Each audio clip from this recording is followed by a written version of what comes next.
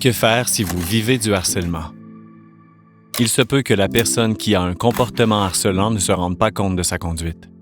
Si vous vous en sentez capable, vous pouvez expliquer à la personne l'impact de son comportement sur vous et lui demander d'arrêter. Consultez la politique anti-harcèlement de votre lieu de travail pour savoir la marche à suivre, notamment les personnes à qui parler. Tous les milieux de travail doivent en avoir une.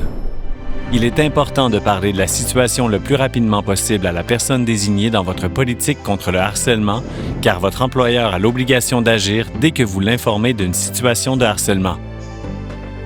Même si vous n'êtes pas à l'aise de parler de la situation à la personne identifiée par votre politique, en parler pourrait quand même vous aider.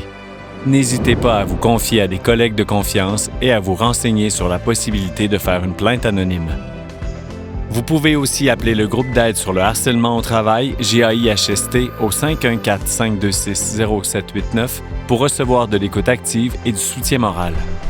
Bien que ce ne soit pas facile, rassembler des preuves comme des courriels, des attestations de vos collègues ou un certificat médical qui démontre les effets du harcèlement peut aider votre cas si vous souhaitez porter plainte. Vous pouvez porter plainte à la CNESST jusqu'à 2 ans après les derniers gestes, paroles ou comportements harcelants. Si vous travaillez dans la fonction publique ou dans un organisme public et que vous n'êtes pas syndiqué, contactez la Commission de la fonction publique.